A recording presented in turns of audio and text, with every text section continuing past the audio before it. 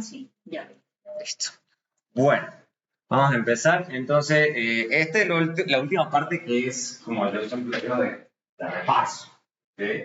Entonces, a veces voy un poquitito rápido, pero esencial, si no nos tocaría destinar un montón de tiempo, un montón de ítems, nos toca avanzar. Entonces, hay cosas que no esas las cobramos un poquito por arriba, pero simplemente porque porque en realidad, menos que vayan a hacer, siempre digo, la econometría súper teórica, en general, con los ítems que tocamos en este repaso, yo creo que tienen por lo menos repaso rápido de las cosas fundamentales que necesitan. ¿Okay? Bueno, entonces vamos a hacer un repaso de estadística inferencial. ¿Okay? Entonces, una de las partes clave, digamos, de estadística inferencial es pensar en términos de poblaciones, parámetros y muestras aleatorios. Básicamente, lo que uno siempre está pensando es algún tipo de población que es de nuestro interés. Hay algunos parámetros que obviamente son los que nos interesa tratar de estimar y el muestreo. Entonces, típicamente lo que ocurre es que usualmente es muy costoso, digamos, o sea, obtener datos para toda la población, eso sería un censo, los censos son súper costosos, entonces típicamente lo que se hace es un muestreo de la población y en base a ese muestreo se trata de estimar ciertos parámetros de la población, o sea, ese es el espíritu de todo esto. Entonces la idea de la inferencia, cuando uno está haciendo la inferencia, es tratar de aprender algo de la población. Población, de nuevo, entendido de una forma amplia, digamos. Siempre uno piensa en términos de individuos, de firmas, de ciudades, países, continentes, o sea, pero es alguna cosa, algo que a nosotros nos interesa, un grupo de personas, individuos que nos interesa. Pero tenemos siempre una cierta disponibilidad de datos que representan una muestra de esa población que es de nuestro interés. Eso es lo primero que uno tiene que tener en la cabeza. Básicamente, ¿qué es lo que uno está queriendo aprender de qué población en base a una muestra? Esa es la clave. O sea, y hay un montón de ejemplos, que yo, población, supongamos una población sencilla, individuos en hogares de Colombia, algo fácil. De nuevo, o sea, es muy costoso encuestar a todos los individuos de todos los hogares en Colombia todo el tiempo, o sea, eso sería practicable. Entonces lo que se hace es obtener una muestra. La más conocida, o por lo menos la que yo más conozco y la que más se usa en general, es la gran encuesta integrada de hogares. Esa es la muestra más común para tratar de evaluar a... Y en realidad, incluso así, y el DANE es muy claro en eso, incluso el DANE dice, no representa tampoco a todos los individuos, porque no logran encuestar a toda la población, o sea, incluso siendo una muestra, no llegan a todos lados.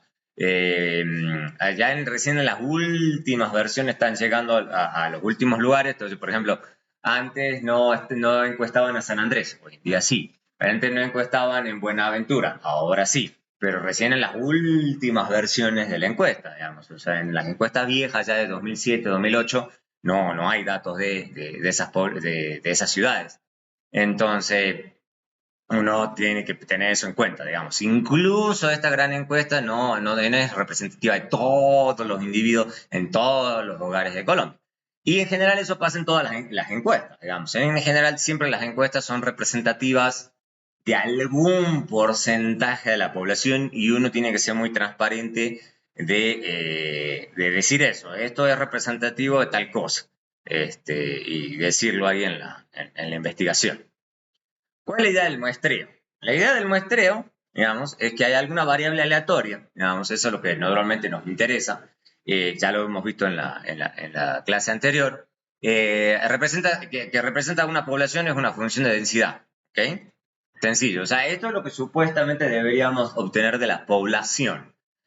O sea, si nosotros tuviéramos acceso al dato de la población, básicamente podríamos estimar perfectamente la función de densidad, podríamos ver perfectamente la variable aleatoria y perfectamente el parámetro tita. ¿Okay? Esa es la idea. Tita, en este escenario, veamos, va a representar algún parámetro que nos interesa. Ya después vamos a ir más concreto a qué parámetro específico nos interesan, pero la idea es que tenemos un conjunto de datos, digamos, de la variable aleatoria, digamos, Y la idea es que esa variable aleatoria y, digamos, o sea, en este caso es y mayúscula de la variable aleatoria general y esto es la particular. Y la idea es que hay una función de densidad que está caracterizada por algún parámetro, que es lo que queremos estimar. ¿Ok?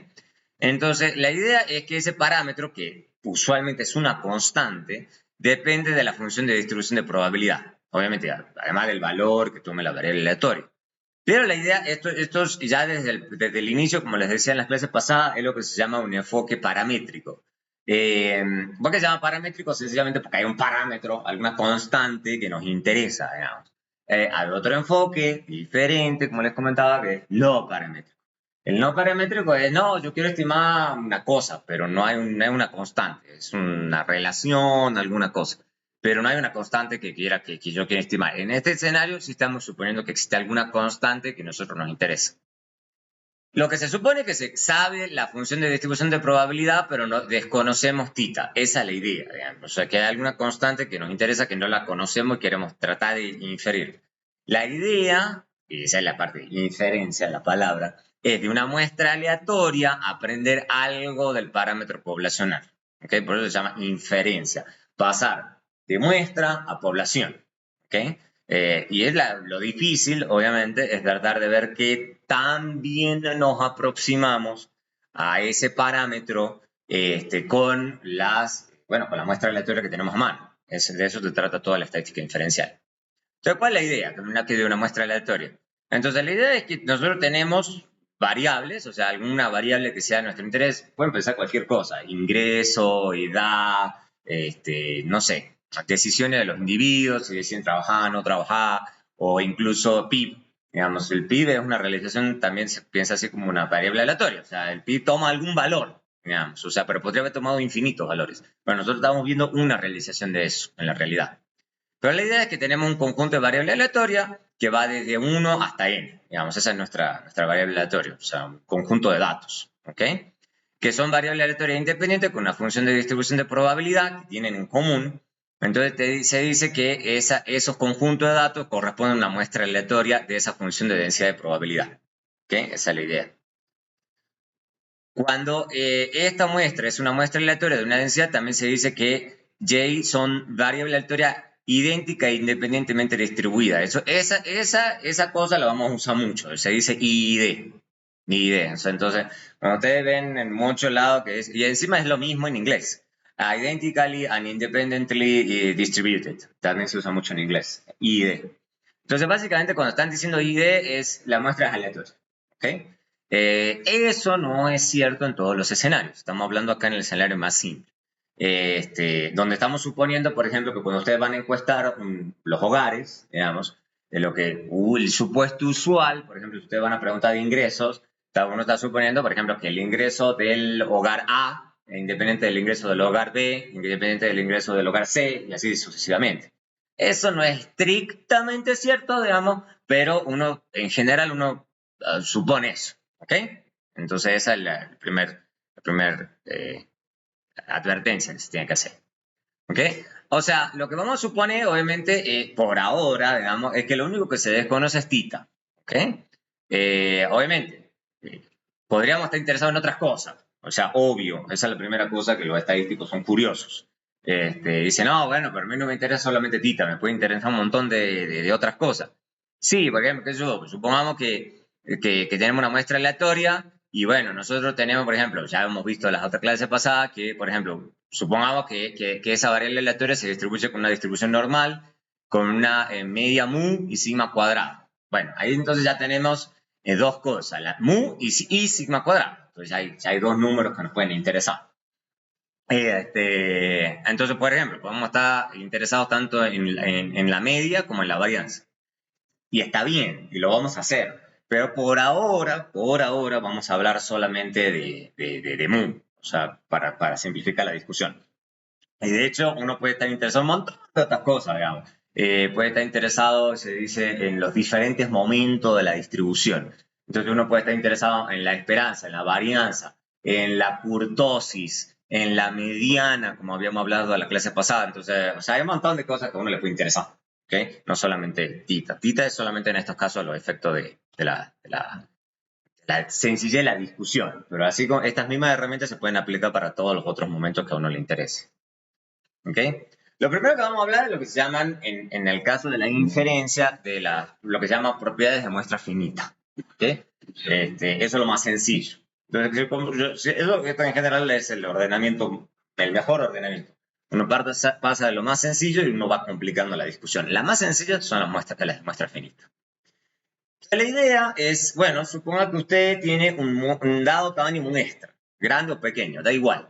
Digamos, suponga que usted ya tiene su tamaño muestra. O sea, usted muestreó, usted obtuvo datos, y bueno, y ese n minúscula puede ser grande o pequeño, no nos importa. Puede ser una muestra de 10, de 100, de 1000, de 1.000.000, de 2 millones, pero es fijo. Esa es la idea de finita, que es fijo. ¿Ok? También se le dice muestra pequeña, pero eso me parece medio engañoso, pero así está en alguna literatura. Y después vamos a hablar de la muestra grande o asintótica. Pero pequeña no me gusta porque, de nuevo, o sea, la idea es que este es un tamaño de muestra fijo. Eso es realmente lo importante. ¿Ok? Entonces, la idea, digamos, es que tenemos estimadores y estimaciones. ¿Ok? Entonces, un estimador es que nosotros tenemos los datos, ¿ok? Obtenidos de una distribución poblacional. Entonces, siempre uno piensa que los datos que uno está observando, digamos, son una muestra, típicamente aleatoria, de una distribución de la población. O sea, son datos que tenemos de la población. Y la idea es que eso depende de algún tipo de parámetro. No sé, o sea, de nuevo, puede ser cualquier parámetro que a ustedes se les venga a la cabeza. Esperanza, mediana, varianza, pero hay alguna cosa que a ustedes les interesa. ¿Ok? Entonces, el estimador, hay un estimador, o sea, que es la idea de que, bueno, vamos a aplicar esta fórmula, la que sea, para tratar de estimar este tita. Es una regla que asigna a cada posible resultado de la muestra un valor de tita. O sea, es una fórmula que estamos usando para tratar de aproximarnos a ese tita. Esa es la idea de un estimador. El ejemplo clarísimo y el más viejo y el más clásico es la media muestral, sin lugar a dudas. O sea, la media muestral que es básicamente sumar todo y dividirlo en n, o sea, eso es simple. Bueno, la pregunta que uno se hace, digamos, o sea, siendo a lo más elemental, es, bueno, pero al final del día, ¿qué estima la muestra? La media muestral que uno está haciendo, ¿qué está haciendo? ¿Qué nos está diciendo, digamos, de la población? Ese es el punto. ¿Ok? Entonces, la idea que siempre pensamos es, hay alguna media poblacional que vamos a denotar con mu, o esperanza, si lo quieren ver así, tiene un estimador usual que es la media muestral. ¿Ok? Eso como la vox populi, digamos, para la gente que estudia estadística, pero el punto del planteo que uno se hace es, bueno, pero ¿cómo se sabe eso? ¿Cómo podemos saber que la media muestral se aproxima a la media poblacional? Esa es la pregunta elemental que uno se hace. O sea, ¿por qué se hace lo que se hace al final del día? Entonces, vamos a empezar a pensar un poco en esto. ¿No? Porque esta es la intuición que siempre vamos a tener. O sea, ¿qué es lo clásico que uno hace? Suma todo y lo divide en n. O sea, o sea, todo el mundo debería saber eso. En este caso, digamos, y eso sí, como siempre digo, la notación en econometría en general siempre es un dolor de cabeza. En este caso, siempre que le pongo una barrita así arriba, digamos, yo me voy a estar refiriendo a la media muestral, para que quede claro. ¿Okay? O sea, básicamente esa línea ahí arriba del número va a significar que estoy haciendo esto. ¿Ok? Pero, de nuevo, esto puede mutar de acuerdo al autor, de acuerdo a la creatividad que tiene cada autor. En mi caso, yo estoy diciendo a Woolrich. En general, yo trato de seguir, y eso es lo que en general la gente debería hacer, es seguir un autor, porque el autor, digamos, trata de mantener su misma notación. Cuando uno se pone a ver diferentes autores, es un enredo, porque cada uno empieza con una notación diferente, entonces eso es un dolor de cabeza. ¿Ok? Entonces, básicamente, de nuevo, lo que estamos queriendo ver es a la media muestral como un estimador de mu. ¿Ok? Esa es la esencia de la estadística inferencial. Es como de un cálculo que yo estoy llevando a cabo en una muestra, porque esto es hecho en la muestra, me voy a acercar a lo poblacional, que es lo que realmente me importa. ¿Ok? Entonces, la idea de cualquier estimador, esa es la idea que está acá arriba, es que a cualquier muestra yo le puedo aplicar esta fórmula. ¿Ok? O sea, ese es el chiste. O sea, si no es medio raro, digamos. Si yo estoy utilizando una fórmula diferente para cada muestra, entonces, ¿qué estimador? O sea, es medio raro. sería exótico. ¿Okay? Entonces, la idea es que si tenemos una muestra, nosotros ya vamos a tener, porque esto es el caso general, digamos, el Bullrich está haciendo ese esfuerzo, digamos, decir, mire, esto es en general. Pero claro, o sea, cuando yo ya tenga datos, yo tenga mis datos concretos, algunos datos concretos, él dice, bueno, yo no voy a tener las variables aleatorias en general, yo voy a tener ya valores específicos. Entonces él lo denota con de Y mayúscula a Y minúscula. Ok. Entonces hay que irlo siguiendo la lógica de él. Entonces él dice, bueno, ya en una muestra específica yo voy a tener un cálculo específico. Entonces él dice, yo lo voy a denotar con una Y barrita, ¿ok? Todo minúsculo. Simplemente porque la única diferencia es que en el otro caso era variables aleatorias así en el aire, en la teoría, y esto sería ya en la práctica. Esto es lo que estaríamos calculando en la realidad. Esa es la diferencia. Veamos rápidamente cómo se ve esto en Stata, porque estos son buenos ejercicios para ir viendo cómo Stata funciona. Yo como siempre le digo, yo no es que quiera vender Stata no me paga a mí, pero es lo que yo conozco y me parece que el software siempre ha funcionado muy bien, y vengo trabajando con él hace 20 años y me ha ido bien. Yo soy feliz con Stata, o sea, yo sé que hay cosas más modernas, gente que quiere aprender Python, hoy en día creo que el otro que está de moda es Julia, pero el que yo les puedo enseñar bien es Stata, el que vengo usando. Está R, está Python, de hecho las últimas versiones de Stata ya llama a Python. O sea, hay cosas que, entonces ya Stata es inteligente, ya ellos ya han dicho, no, pues no reinventado la rueda, traigamos cosas de Python. Entonces en algún momento me tocará aprender Python. Bueno, entonces, ¿qué está haciendo acá? Como para que quede claro. ¿Se ve bien ahí? ¿O lo pongo un poco más grande? ¿Pongo más grande? Pues puedo poner un poco más grande. A ver, pongamos ahí. Pum. Listo. Bueno, entonces, ¿qué está haciendo ahí? Sencillo, o sea, lo que estamos haciendo, y eso lo vamos a hacer mucho a lo largo de esta clase y la clase que viene, o sea, Econometría 2, son muchas simulaciones. Me parece que las simulaciones ayudan mucho. Y Stata, afortunadamente, es bastante amigable para eso y es fácil de programar, mucho más fácil que en otros lenguajes que he usado, que yo como MATLAB. MATLAB es un dolor de cabeza usarlo como corresponde. Se puede, pero es pesado, o sea, es un dolor de cabeza. Esto es fácil, digamos, o sea, entonces como para que se entienda rápido para que los que no están familiarizados con Stata. ¿Qué es lo que va a pasar en Stata? ¿Cómo funciona Stata? Primero que nada, esta es la salida, lo que se llama, esta pantalla principal es donde sale la salida de Stata, ¿ok? Acá a la izquierda, digamos, en este lado, es donde van a ir saliendo los comandos.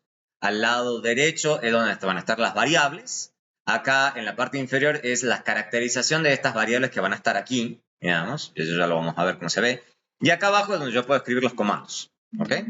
No tiene mucho misterio. Lo que yo acabo de abrir, para que quede claro, es un do file, ¿ok? Uno tiene un do file editor. Eso es lo que básicamente Stata utiliza, ¿ok? Entonces acá es donde yo voy a tener los comandos y yo los voy corriendo uno a uno. Entonces uno tiene que ir teniendo básicamente un do file. El do file básicamente son comandos de archivo de texto, básicamente, en donde se va guardando, digamos, los comandos. ¿Ok? Se puede usar esto, si ustedes quieren, o sea, se ve ahí más o menos bonito. A mí, personalmente, ustedes pueden usar el do file o pueden usar lo que a ustedes se les ocurra. Ya a mí, personalmente, a mí me gusta otro editor, que es gratis, que me parece que es más bonito que este. A mí. Pero que pues, si se dan cuenta, pasa que creo que ahí no se ve. Quizá cuando se ve en la grabación se ve mejor. Resalta con muchos más colorcitos. A mí me gusta más, se lee más fácil. Y no hay que hacerle nada. Otros editores, hay un montón de editores, pueden buscar el que a ustedes más les guste. Eso es a gusto de cada uno. O sea, pero acá lo voy a simplemente poner el do file porque es sencillo de correr. Entonces vamos a ver cómo se corre cada uno. Esto es fácil, o sea, esto es lo que le estoy diciendo a Stata, porque Stata parte con es una nada. Yo le pongo acá browse,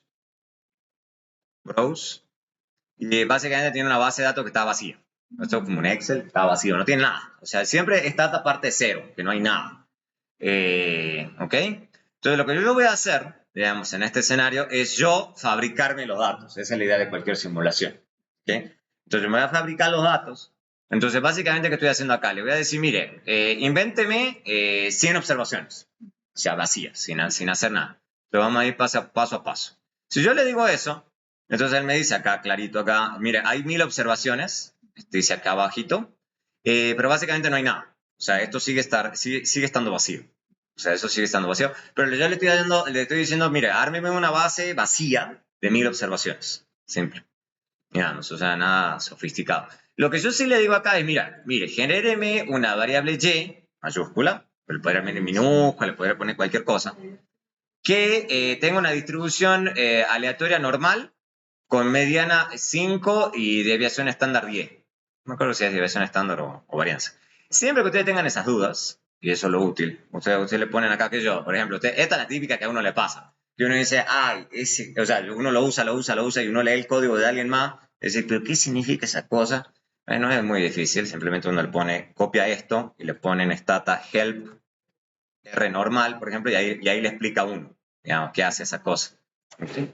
Entonces así uno va aprendiendo cómo funciona. Entonces fíjense que acá me dice, M es la media, fíjense, R normal, M y S. Entonces ahí me está diciendo, M es media y S es la desviación estándar. Entonces no es varianza, es desviación estándar. ¿Ok? Y fíjense que eso ya hace diferencia. ¿Ok? Eso ya hace diferencia de cómo funciona el comando. ¿Ok? Entonces esto es importante. Y fíjense que acá le va mostrando a uno cómo cambia un poco la cosa. Porque si uno le pone nada, dice esto es una normal estándar. Si uno le pone solo un número, esto es media y supone desviación estándar 1. Y si le pone uno las dos cosas, está suponiendo uno media y desviación estándar. Entonces, hay que leer siempre el help. Siempre el help es útil. Siempre. Y obviamente, lo que yo le mostré la otra clase pasada. Si uno quiere más detalle, digamos, uno se va acá arribita y dice manual en PDF. Clique acá y le muestra todas las funciones de distribución que uno quiera. Nosotros vamos a ver, como les decía, algunas, no todas, porque son muchas. Pero uno puede clicar acá y acá le explica cómo funciona la beta, la función de distribución beta. Entonces, tiene mucho detrás de Stata, tiene mucho, digamos, herramientas y la gente de Stata todo el tiempo va metiéndole más cosas. Entonces hay que mantenerse bastante actualizado. ¿Okay? Bueno, entonces, ¿qué le estoy diciendo yo? ¿Qué les voy a decir entonces acá? Yo le voy a decir, mire, genere una variable aleatoria con medida 5 y desviación estándar 10. Yo corro esto y simplemente le escribo, le pongo acá ejecutar selección y lo corro. ¿Ok? Pero fíjense que ahora me va a generar una variable aleatoria estándar con esos valores. ¿Ok? ¿Me van siguiendo? ¿Vamos bien? Bien. Entonces, si yo quiero verificar que está haciendo lo que yo quiero, digamos, la simulación, y eso es siempre lo útil, digamos, especialmente en las simulaciones, bueno, lo primero que hago es hacer lo que se dice un summarize o zoom. ¿Ok? El zoom lo que hace es simple, digamos, o sea, mire, son 1000 observaciones con media 4.56. Claro, y fíjense que eso ya le está diciendo, mire, o sea, no va a ser exactamente 5, va a ser más o menos 5, esa es la idea, que está más o menos cerca de 5. La desviación estándar es 9.91, pero también, digamos, o sea, no es exactamente 10, pero está ahí, ¿ok? Y va a calcular el mínimo y el máximo, ¿ok? 1000 observaciones. Ok, entonces, y dicho eso, digamos, lo que hacen, bueno, y lo otro que les puedo hacer rápidamente, para ver si realmente se ve como una normal, digamos, yo le puedo usar un comando que se llama histogram, sí, yo no lo tengo ahí en la lista, pero no importa. Pero supongo que ustedes ponen histogram. Histogram va a hacer eso con histogram. Por eso se llama histogram. Entonces ahí se ve, digamos, que más o menos se ve como una normal. ¿Ok? Ese es el histogram. Más o menos se ve como una normal. Listo. Entonces, ¿qué es lo que vamos a hacer a continuación? Acá vamos a tener hacemos el summarize. Después tenemos preserve. ¿Para qué sirve preserve? Es simple. Básicamente preserve, le estoy diciendo a Stata, mire, guarde esta base de datos que yo tengo acá, guárdenla en memoria. Guárdenla en memoria. Le estoy diciendo, ¿por qué? Porque después le voy a poner un restore. O sea, preserve sirve, por ejemplo, cuando voy a hacer laboratorios con la base de datos. Y preserve siempre me ayuda a guardármela, por la duda, ¿no? Porque hay veces que uno... de hecho, cuando yo empecé en esta historia, mi jefe se reía porque le digo, no, pero voy a tirar un montón de datos. Dice, ¿pero qué estás haciendo? Pones a dispersar y ya está, no perdés nada. Porque hay que aprovechar esas cosas de la computación. ¿Okay? Básicamente esto lo va a guardar en memoria y cuando yo le ponga restore, lo va a volver a traer. Entonces lo guarda en memoria, entonces yo lo guardo y lo saco, lo guardo y lo saco. Sin tener que acceder al disco duro. Lo manda a la RAM. Digamos, ¿okay? Y luego lo recupera. Entonces uso el preserve y hago un sample. ¿Qué va a hacer el sample? El sample, lo que le estoy diciendo yo es, de estas 1000 observaciones, que eso es como si fuera la población, eso es el ejercicio mental de este laboratorio. Eso es como si mi población tuviese 1000, digamos, y yo voy a sacar una población de 100. ¿Ok? Y yo le estoy poniendo simplemente la opción count, porque si yo no le pongo count, es una buena advertencia, básicamente, si yo le pongo sample 100, eso es 100%. Count es simplemente 100 observaciones y no porcentaje. Eso es un tip importante. Entonces, simplemente, siempre en Stata, uno le pone en Stata coma y vienen todas las opciones del comando. Así funciona lo que se llama la sintaxis. ¿Ok? Y después le hago el summarize. ¿Por qué? Porque lo que quiero ver es cuando le tomo una muestra, qué tanto me va quedando, qué tanto se aproxima al 5, que es lo poblacional. ¿Ok? Entonces, es el ejercicio usual que va a ocurrir, en las simulaciones. ¿Ok? Entonces, yo le pongo preserve, le pongo sample, le pongo zoom. ¿Ok? Entonces, se ve ahí. Miren, entonces dice clarito, miren, 900 observaciones se han tirado. Lo dice clarito ahí. Y me dice, bueno, y tengo una media, fíjense, 4.04. Y uno dice, uy, ahí ya me queda medio lejos, digamos. Aunque, bueno, puede pasar, digamos, que una vez esté un poquito más lejos. Pero la desviación estándar está bien. ¿Ok? Pero que estás más cerca de 10. Ok, nos puede pasar. Pueden pasar que seamos desafortunados, digamos, y nos empecemos a alejar un poquito de la media. Pero podemos hacer un montón de veces, digamos, es el chiste. Entonces, le pongo restore. Fíjense una cosa, que en estos momentos tengo 100 observaciones, porque yo le acabo de decir, muestre aleatoriamente, eso le estoy diciendo a Stata, 100 observaciones de esas 1000. ¿Ok? Por eso tirar 900. Cuando yo uso el comando restore, digamos, él recupera la misma base de datos. Pero no se guardó. Bueno, lo voy a volver a correr. Tarán. Toca hacerlo de cero. Bueno, eso les puede pasar, digamos, que puede ser que a Stata no le gusta volver a generar una misma variable. Entonces, para limpiar todo esto y volver a empezar, le pongo clear all. Clear all limpia todo, tira todo. Entonces hay que tener cuidado cuando uno va a tirar todo. O sea, por lo bueno que lo puedo volver a generar. ¿Ok? Entonces, fíjense, ahí dice sample, restore, entonces tiró las 900 observaciones y le dice restore y ya vuelvo a tener las 1000 observaciones originales. ¿Okay? Esa es la idea de hacer simulaciones. Uno genera unos datos, toma una muestra aleatoria y hace los cálculos y así. O sea, entonces eso es la esencia de una simulación. ¿Okay? También le dicen, en otro dato, yo siempre le llamé simulaciones, pero hay gente que le dice ejercicios no de Gauss, ejercicio de Markov, creo que le dicen. No sé por qué, digamos, creo que Markov es el que se le ocurrió a empezar a hacer esto. Para mí es una simulación. Pero básicamente hace esto, o sea, es hacer unos datos artificiales y sacar muestras y utilizar métodos y demás para ver qué tan lejos está uno. Entonces, lo que se van dando cuenta ustedes acá, digamos, rápidamente, es que esto lo poblacional, se van dando cuenta que a medida que van sacando muestras aleatorias, pueden estar un poco más cerca, un poco más lejos de lo poblacional. ¿Ok? Esa es la idea de todo esto. ¿Mm? Esa es la esencia del inferencial. Obviamente lo vamos a hacer un montón de veces, o sea, nos vamos a fabricar datos y vamos a ir viendo cómo estos datos, vamos a fabricar los datos y vamos a ver cómo los métodos que estamos usando se aproximan o no a los datos que nosotros sabemos. Entonces, por ejemplo, en este caso yo sé que es 5. Entonces, la idea es, ¿qué tanto me aproxima ese 5? Digamos, con el método que yo estoy planteando. Muchos econometristas hacen eso. O sea, se fabrican datos en la computadora hoy en día con las cosas modernas y tratan de ver si ese nuevo método que ellos están proponiendo se aproxima a esos datos que ellos saben qué valores les tiene que dar. Esa es la esencia de las simulaciones. Sí. digamos, en el caso que tuvieran unas dos variables aleatorias, el comando de ese sample afectaría a más. Sí, sí, sí. O sea, básicamente lo que hace sample, o sea, vos le pones, no sé, la cantidad de variables que vos quieras y lo que hace es sample es va a la base de datos, por ejemplo, supongamos en este caso, PR, toma todas estas líneas, digamos, y de toda esta línea, o sea, si sean Y, 1, 2, 3, 4, K, lo que sea, el número de variables que vos quieras, y cada una y cada línea es una observación. Entonces, cuando vos le estás diciendo sample, es de cada línea, tómeme, no sé, como le decía recién, o 1%, 10%, 15%, o 100 observaciones, 500 observaciones, y cada observación es una línea.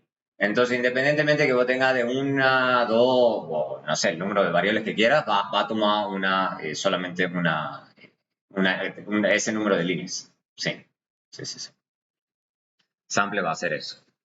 Y de nuevo, si ustedes quieren saber qué hace cada comando, ponen help sample, y ahí les explica qué es lo que hace.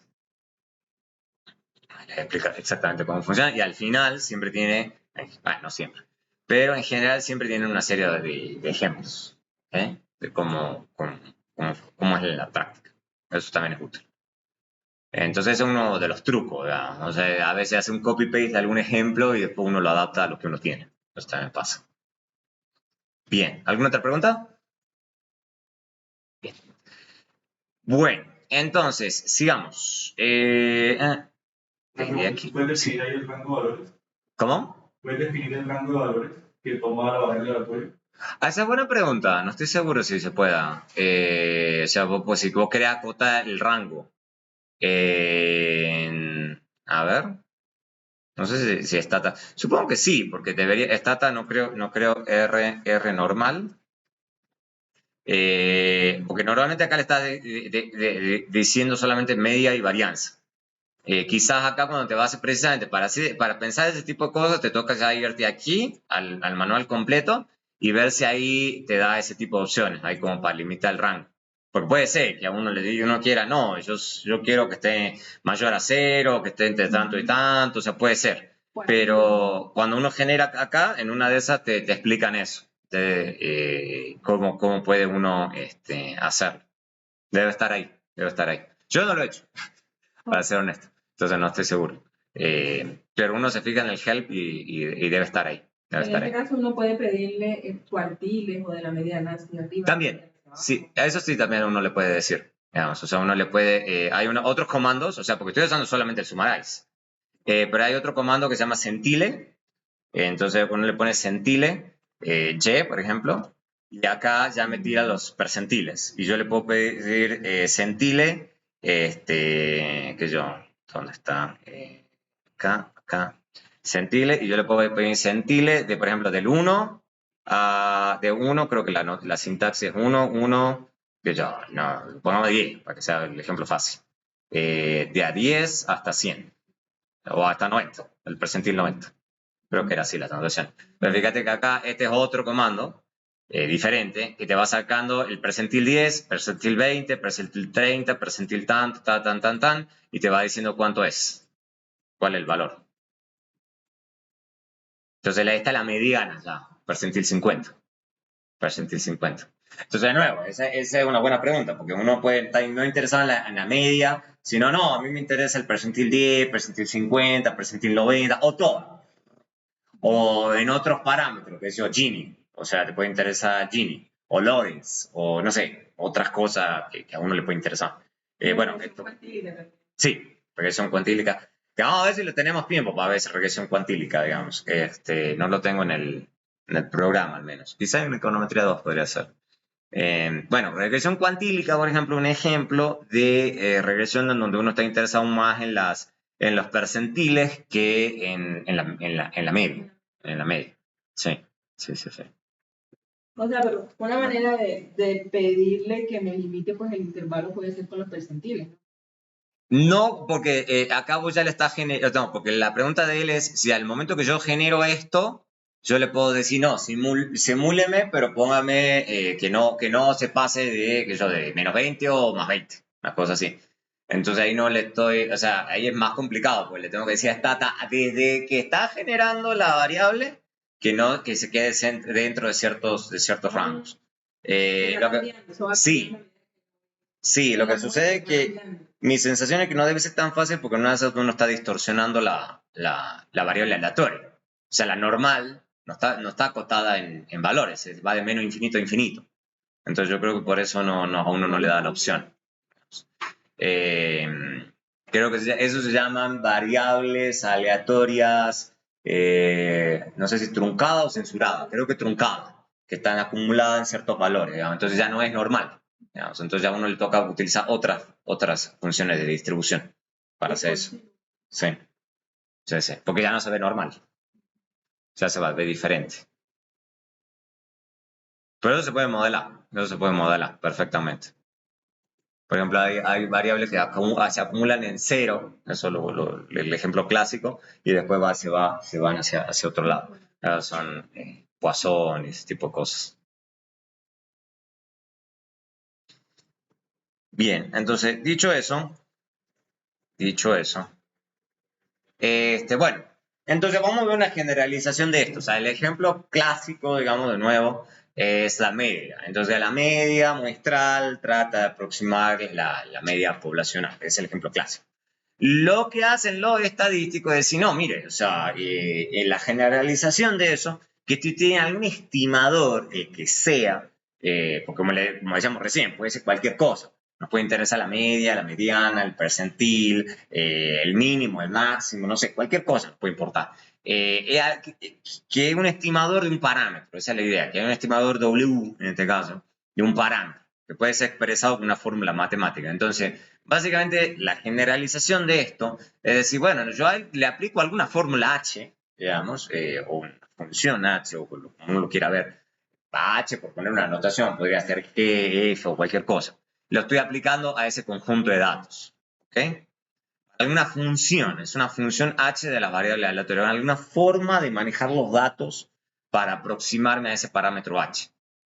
La estadística o la econometría en general, bueno, ¿cuál es la mejor función H que nos hace aproximarnos a ese parámetro θ?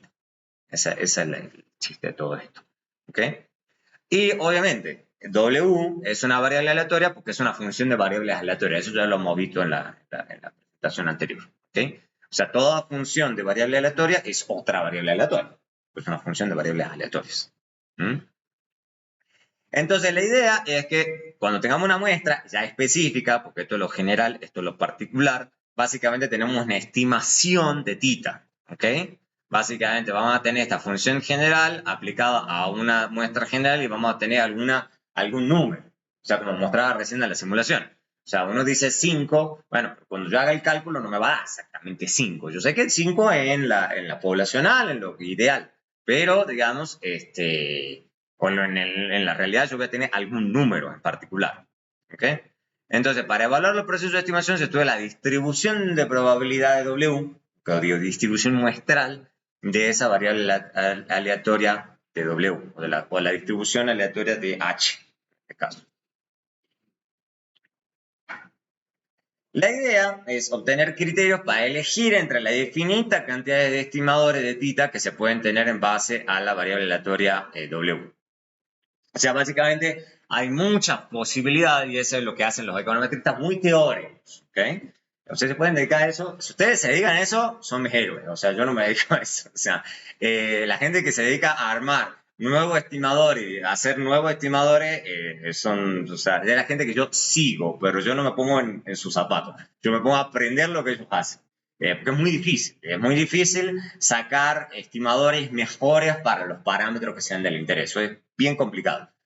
Yo personalmente me dedico más a aprender lo que otra gente está sugiriendo y tratar yo de ver en cómo aplicar esos estimadores a diferentes contextos. Pero obviamente hay gente que son los teóricos, los econometristas duros, es armar nuevos estimadores, o sea, y mostrar que esos estimadores que ellos están sugiriendo son mejores que los que se han sugerido hasta el día de hoy. ¿Okay? Esa es la econometría dura, pura y dura. ¿Okay? Entonces, una de las primeras cosas que la gente trata de buscar dentro de los estimadores, digamos, que uno diseña, es, por ejemplo, conseguir la propiedad de ensesgamiento. Esa es la primera de todas, y es la primera de las cosas que a uno se les enseña en econometría, del tema de ensesgamiento. ¿Ok? Entonces, lo que se hace básicamente es tomarle el valor esperado, digamos, a ese estimador. O sea, la esperanza, lo que ya hemos visto en la clase pasada. O sea, entonces, básicamente la esperanza es una fórmula, digamos, que depende de la función de densidad de probabilidad de la variable aleatoria y le tomamos la esperanza. La pregunta que nos hacemos es, bueno, ¿esa esperanza a qué es igual? ¿Ok?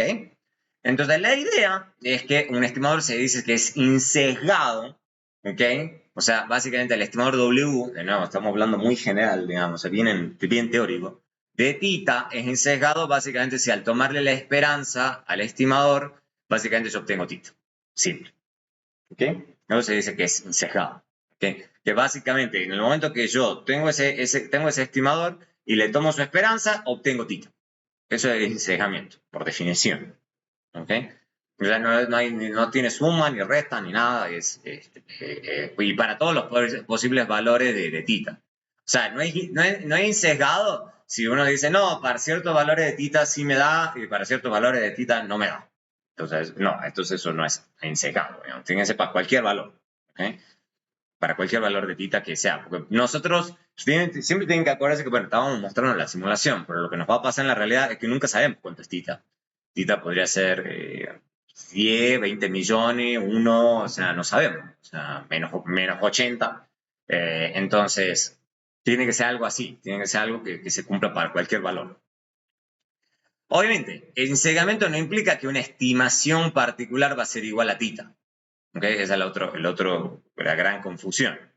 O sea, significa que si podemos tener infinitas muestras de Y en una población y hacemos la estimación de tita para cada muestra, entonces el promedio de estas estimaciones sería tita. ¿Ok? Esa es la idea. O sea, lo que está diciendo básicamente que más o menos como está cerca. Más o menos como está cerca. O sea, como les mostraba recién. O sea, en el ejemplo este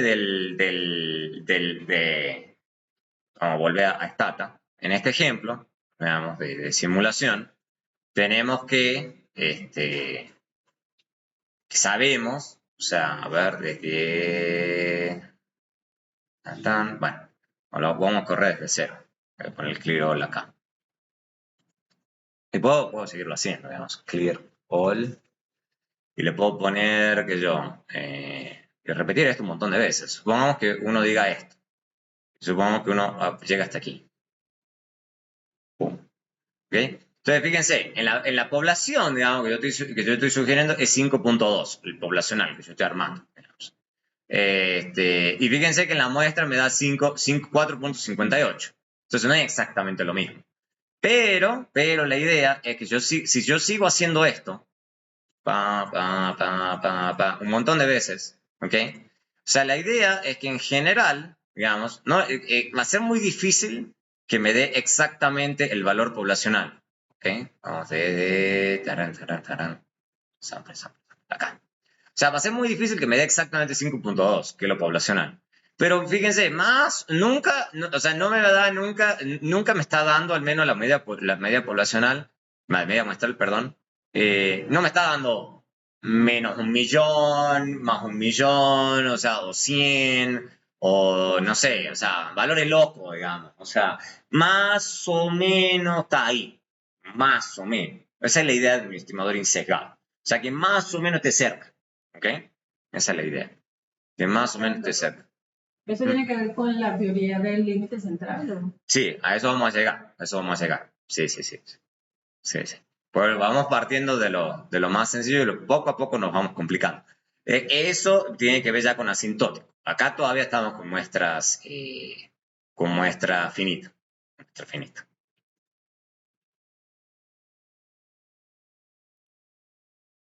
¿Ok?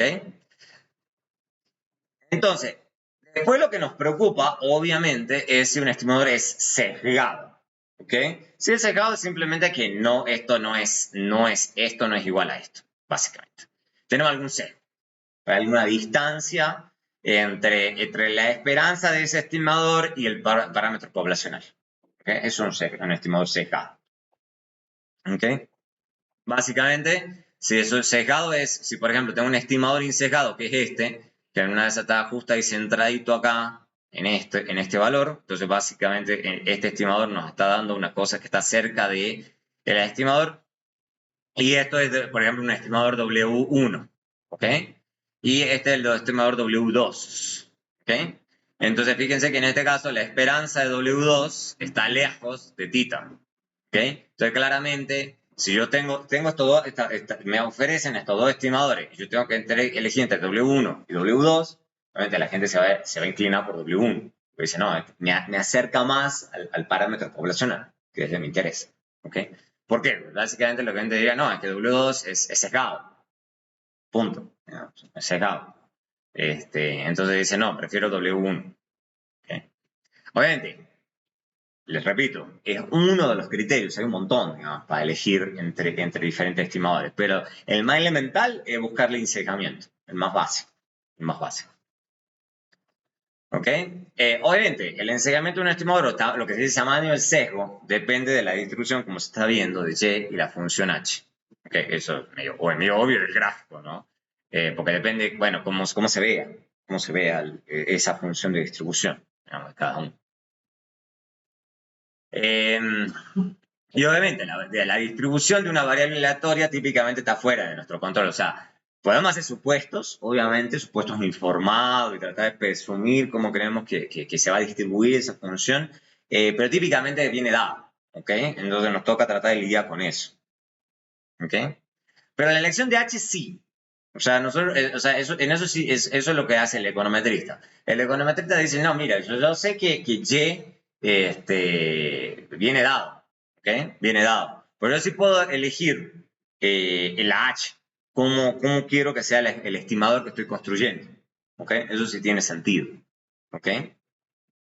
O sea, entonces la idea es elegir H de forma de obtener un estimador insesgado, ¿ok? Entonces, un ejemplo simple. Supongamos un ejemplo simple. A ver. Oh, sí, su desastre aquí.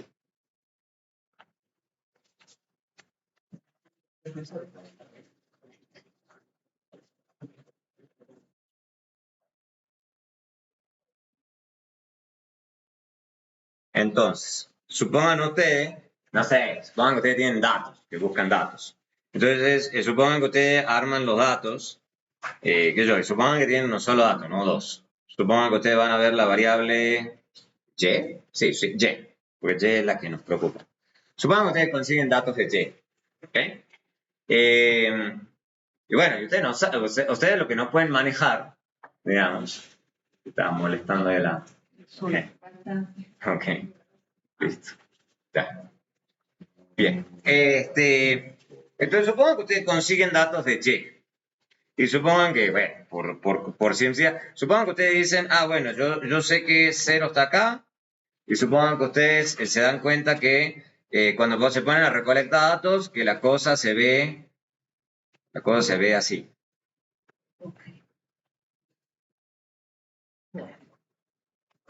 Cuando hacen el histograma. Entonces uno dice, ah, bueno, pero yo supongo una normal y demás, y yo supongo que se distribuye como normal, y supongo una normal en todo el método. Yo creo que en una de esas uno muy loco no está, digamos. O sea, uno dice, tan descolocado no estoy, en una de esas las cosas suponen una normal, una función de densidad normal y demás, y armando los estimadores suponen una normal, está todo bien, digamos. Ahora, lo que me puede pasar, y ahí ya me toca modelar las cosas de forma diferente, es que en una de esas no se vea tan así. Lo que me puede pasar, como les mencionaba recién, supongan que a ustedes en realidad les da así.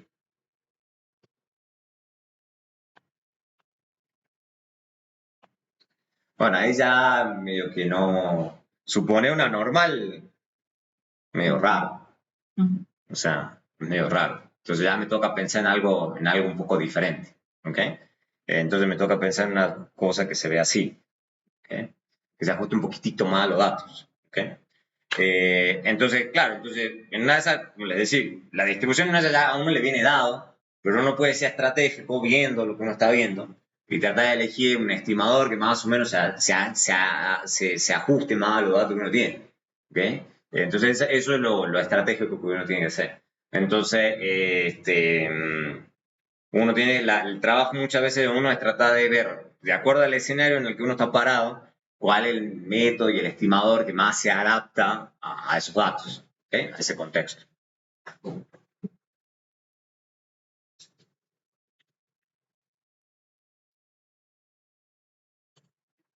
Entonces, la idea siempre es ser estratégicos en la elección de H. O sea, Y viene dado. O sea, no hay nada que hacer. No hay nada que hacer. Pero sí podemos elegir estratégicamente H. Por ejemplo, el ejemplo clásico es el promedio muestral, digamos, dado que el promedio muestral es un estimador insesgado de la media poblacional. Y eso se puede demostrar. Eso se puede demostrar. No es una demostración muy difícil. Supongan ahí de nuevo la media muestral. Y de nuevo, si ustedes quieren ver si un estimador es insesgado, se toma la esperanza. Entonces, simple. Se toma la esperanza, ya hemos visto en la clase pasada, por eso lo tengo organizado así. Ustedes saben que la esperanza pasa, como se dice, pasa, entre comillas, a través de funciones lineales. Y esto es básicamente una función lineal. Por eso a la gente le gusta la media muestral, que es todo lineal. Digamos, igual que lo que se llama método de los momentos, vamos a llegar a eso. Pasa a través de esto, fíjense que esto es la esperanza de cada variable aleatoria, porque recuerden que es I y D, una variable aleatoria independiente, entonces pasa a través de esto y entonces te da la esperanza de cada uno. Y lo que ya hemos visto en la clase pasada. Entonces, si esto es la esperanza de esto, yo sé, porque la esperanza de Chi es eso, es mu. Porque yo sé que eso se distribuye con, ya sea normal o lo que sea, pero yo sé que la esperanza, el mu, es el valor poblacional que yo sé que es cierto. Entonces, dado que esto es mu, entonces esto es mu. Ahora bien, ahora por puras propiedades de sumatorias, entonces esto es como sumar n veces mu. Entonces me queda n por mu. Y básicamente por álgebra, este n se va con este n y me queda solamente mu. Entonces, con una prueba súper sencilla se demuestra que el promedio muestral es un estimador insesgado. ¿Okay? Pero por eso es que gusta tanto la media muestral. Se puede mostrar que es un estimador insesgado. ¿Okay? Entonces, para la prueba de hipótesis, digamos, lo que vamos a hacer un poco más adelante, lo que además de la muestra se necesita estimar la varianza. ¿Okay? Entonces, también lo vamos a hacer. ¿Okay? Cómo acá calculamos adecuadamente la varianza. ¿Okay? Pero primero vamos a hablar de ensejamiento. Bueno, entonces, para una muestra aleatoria, entonces tenemos que la esperanza de Y es mu, y vamos a suponer en este escenario que también la varianza es sigma cuadrado. ¿Ok? Entonces vamos a tener un estimador, digamos, S cuadrado, igual a 1 menos n menos 1 igual a, y esto es un estimador de Y menos la varianza muestral elevada al cuadrado de 1 a n. Y uno dirá, pero ¿por qué? ¿Por qué? Porque eso va a ser lo que nos va a servir para estimar la varianza muestral. O sea, básicamente, este es el estimador usual, ¿ok? De la varianza sigma cuadrado. Este es lo que se llama la varianza muestral. ¿Y por qué se usa esto que se ve acá? Y porque se puede demostrar que es un estimador insesgado de sigma cuadrado. ¿Ok? La división de n-1 en vez de n indica que no se conoce mu. Que eso lo llaman lo que empieza a aparecer este concepto. No vamos a entrar, vamos a verlo cada tanto, el concepto de grados de libertad. ¿Okay? Se dice que uno tiene, en este caso, n-1 grados de libertad. ¿Okay? Indica que no se conoce mu. ¿Okay? La propiedad de ensejamiento es atractiva por un estimador, pero puede haber buenos estimadores que no sean ensejados. Eso pasa también todo el tiempo. ¿Okay? Antes de pasar a eso, se puede demostrar, yo no sé si lo tengo en algún taller o ustedes lo pueden hacer por su cuenta, se puede demostrar que si uno lo hace también, y es un buen ejercicio, que si uno no lo divide en n-1, o sea, si uno lo divide solamente en n, no le va a dar, a uno no le va a dar. O sea, siempre uno va a tener un estimador al final del día sesgado. Entonces se puede demostrar que si uno lo hace 1 dividido en n por la sumatoria que está acá, está sesgado. O sea, y eso es demostrable. ¿Okay? Es un buen ejercicio. Se puede demostrar que si uno no hace eso, da sesgado. Y me acuerdo que Bullrich, cuando en la clase, él tenía un colega que mostraba en la clase, un tipo muy bueno, pero que siempre mostraba que hacía las simulaciones y nunca le daba, digamos, o sea, porque estaba calculando, los estaba dividiendo en nene. Dice, yo no entiendo por qué no me da. Y Bullrich dice, porque cejado. O sea, entonces hay veces que uno tiene que volver a la teoría, tiene que reforzar las bases para entender por qué a uno a veces no le está dando, que es porque simplemente estos tipos que son econometristas, estadísticos y demás, tienen más claro este tipo de conceptos. Ahora bien, la gente, volviendo a esto, la gente no se enamora del ensesgamiento en general. Vamos a ver por qué. Porque puede haber muchos escenarios donde lamentablemente el sesgo es inevitable. Hay muchos escenarios donde a veces que el sesgo es inevitable. Entonces lo que hace la gente es tratar de utilizar otros criterios para tratar de evaluar un estimador, no solamente el ensesgamiento, porque hay veces que no hay forma de conseguir ensesgamiento. Hay varios, más adelante vamos a ir viendo el ejemplo de eso, pero o sea, la moraleja de esto simplemente es, no siempre se va a buscar exclusivamente el ensesgamiento, se va a buscar otra cosa. Nos concentramos ahora en la varianza muestral, ¿ok? La varianza muestral, ¿qué es lo que ocurre? Digamos, lo que tratamos de pensar también no es solamente la esperanza, o sea, otra cosa que a la gente le importa es la dispersión alrededor del estimador. O sea, ¿por qué? Porque va a haber básicamente estimadores que están más concentrados alrededor de tita que otros. O sea, hay estimadores que pueden estar más dispersos.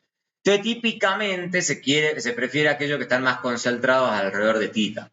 Y es más, intuitivamente tiene lógica. Básicamente lo que quiero es algún estimador que no es que yo me vaya al re lejos, sino que yo más o menos esté cerquita, digamos. O sea, entonces yo no quiero un estimador, a más allá de que sea insesgado, puede ser insesgado, pero entre dos estimadores insesgados, yo quiero también el que sea más o menos el que esté más acumuladito, digamos. O sea, básicamente lo que yo quiero no es este estimador que está ahí con esto, que está bien acumulado alrededor de tita, lo voy a preferir mucho más que el otro estimador, W2, que está muy disperso alrededor de tita. O sea, los dos son insesgados, pero uno se dice más eficiente, digamos, porque está más acumulada, la función de densidad está más acumulada alrededor de ese tita.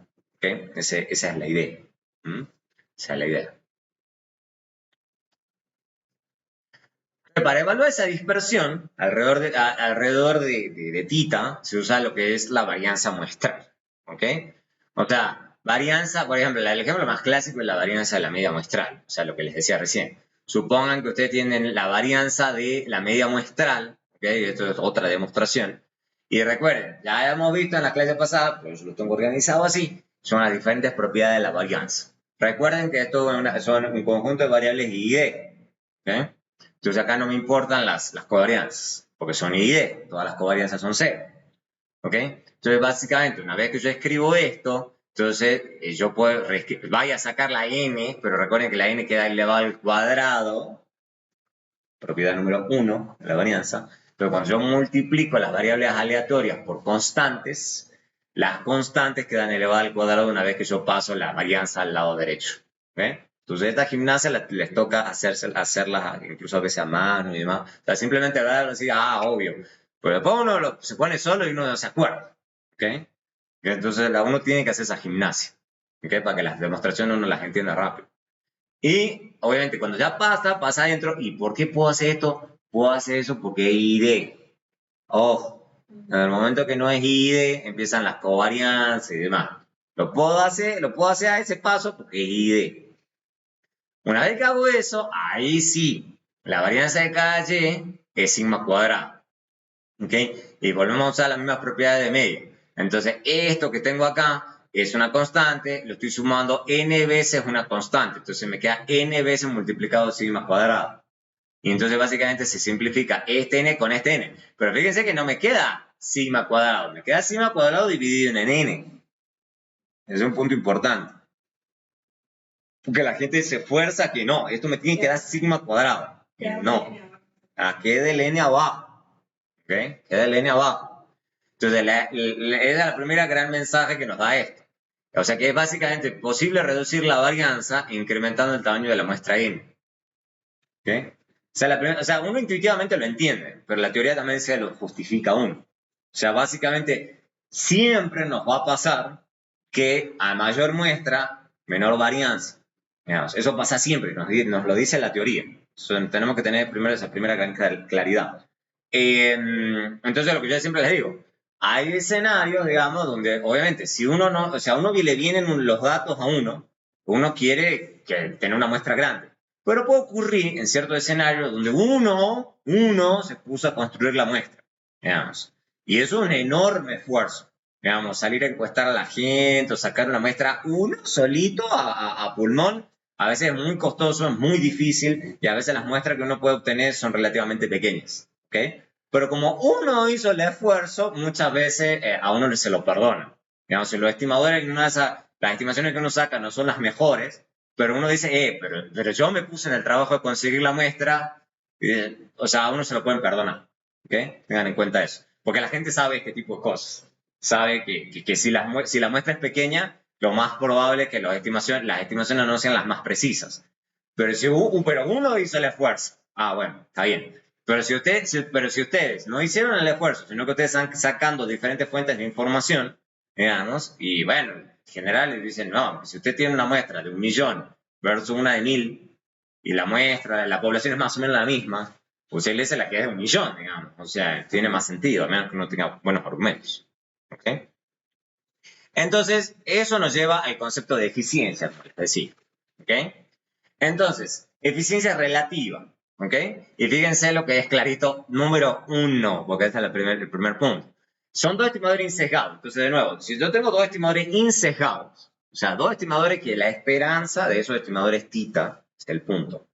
La idea es que W es eficiente en relación a W cuando la varianza de W es menor o igual a la varianza de W para cualquier valor de tita.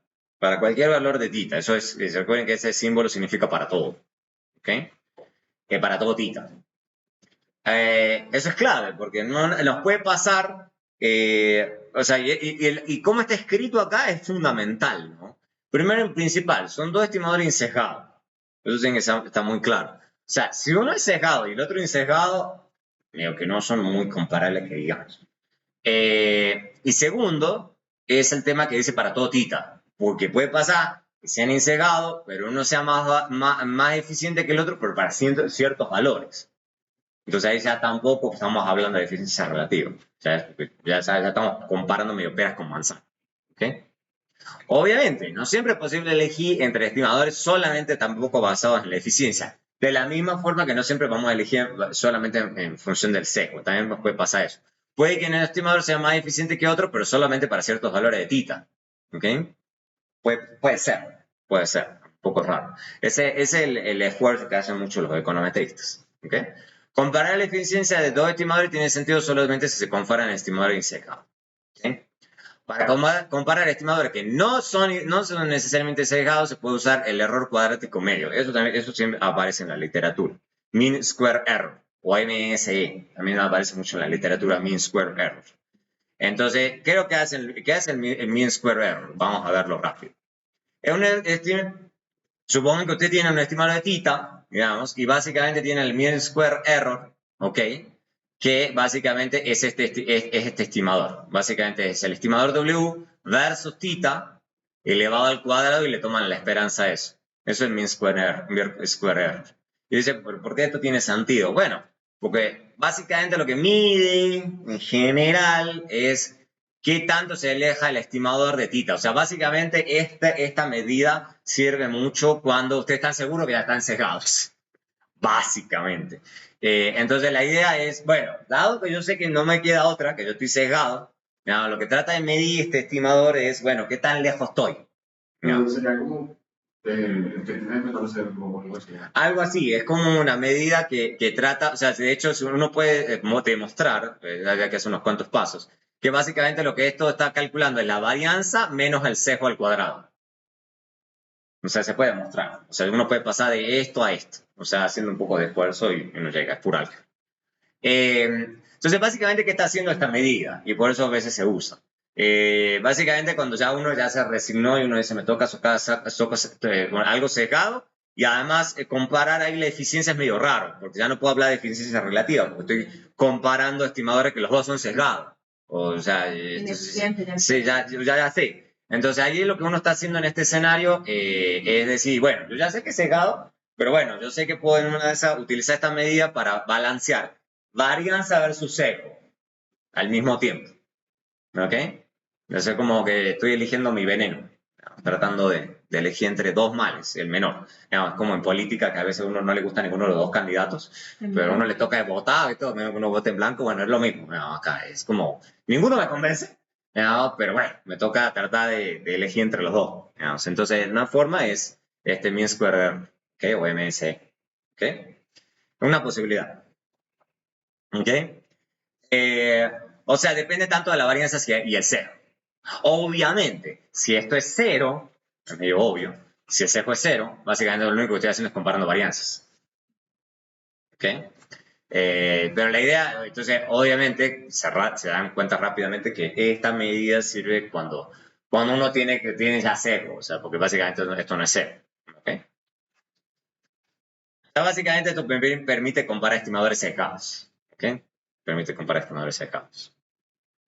Ahora sí, llegamos a lo que me mencionaban recién, a lo que se llaman propiedades de muestra grande o asintóticas. ¿Ok? Esa es la siguiente. Obviamente, lo primero que siempre le tengo que advertir para cuando uno hace las demostraciones de esto es propiedades de límite. Propiedades de límite. ¿Okay? ¿Por qué? Porque vamos a utilizar propiedades de límite aquí. Entonces, cosas simples, no vamos a usar todas las propiedades de límite porque si no nos enloquecemos. Pero cosas simples, digamos, recuerden que, por ejemplo, el límite cuando hay que tiende a de dos funciones es igual al límite de las dos funciones, eso es fácil. El límite del producto es el producto de los límites, también eso es fácil. Y el límite, si hay una constante, yo puedo sacar esa constante afuera, se dice, o sea, puedo sacar para afuera, listo. Y otra, digamos, que también es muy útil en estos escenarios es el límite de un cociente. El límite de cociente de dos funciones, entonces el límite del numerador dividido en el límite del denominador. Siempre que obviamente el denominador no tiende a cero. Si el denominador tiende a cero, estoy complicado, que básicamente eso se va a infinito.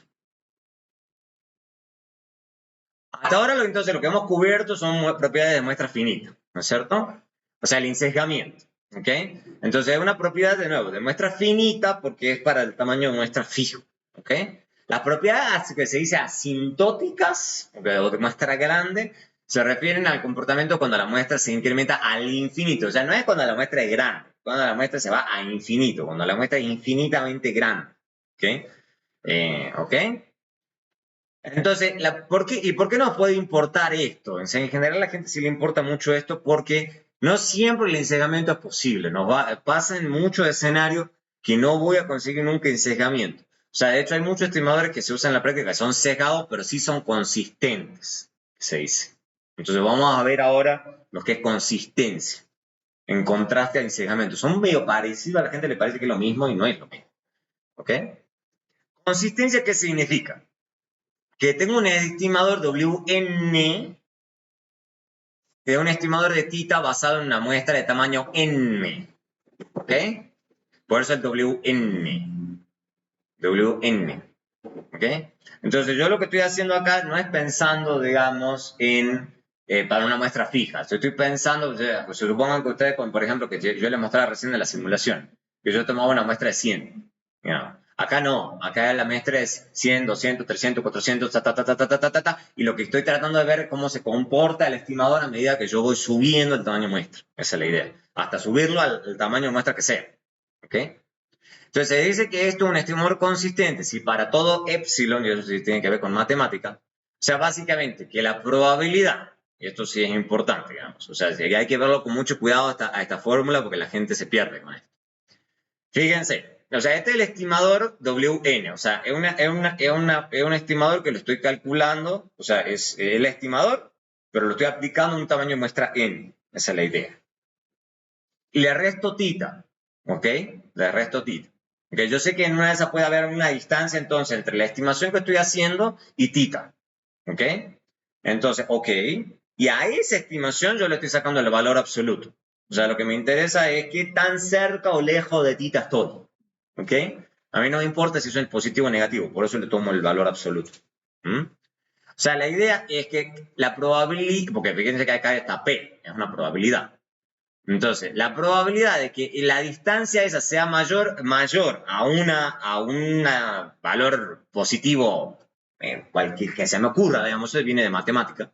Entonces, la idea es que la probabilidad, a medida que yo voy aumentando mi tamaño de muestra, la probabilidad que ese estimador se vaya alejando del valor θ va tendiendo a cero. Eso es lo que está diciendo acá. O sea, básicamente que yo, a medida que voy teniendo un tamaño de muestra cada vez más grande, yo me voy acercando cada vez más a θ, en vez de alejar de θ. Es el punto. Que la probabilidad de que yo me aleje de θ es cero. Eso es lo que está diciendo ahí, cuando n tiene infinito. O sea, la idea es que a medida que yo voy teniendo más y más datos, el estimador me garantiza que yo voy a estar muy cerca del valor poblacional. O sea que la probabilidad, de nuevo, como les digo acá, así se tiene que leer esto, la probabilidad que yo me aleje del valor θ poblacional tiende a cero. Esa es la propiedad de consistencia. ¿Ok? Y si esto no se cumple, se dice que es inconsistente el estimador. ¿Ok? Básicamente nos está diciendo que no importa cuántos datos tengamos, o sea, no importa que tengamos, porque fíjense que n es infinito. O sea, significa que tenemos la cantidad de datos que ustedes quieran. ¿Ok? Entonces significa que básicamente no nos ayuda en nada ese estimador. Por eso es una propiedad clave de los estimadores. Porque básicamente si es inconsistente, no importa qué tan grande sea la muestra, no nos vamos a acercar jamás lo suficiente a θ. Por eso consistencia es clave. ¿Okay? O sea, entonces cuando Wn es consistente para θ, se dice que θ es el límite en probabilidad. ¿Ok? O plim. Entonces se va a ver mucho así. Plim. Plim. ¿Ok? Límite en probabilidad. O sea, eso es el límite cuando n tiene infinito. El límite cuando n tiene infinito.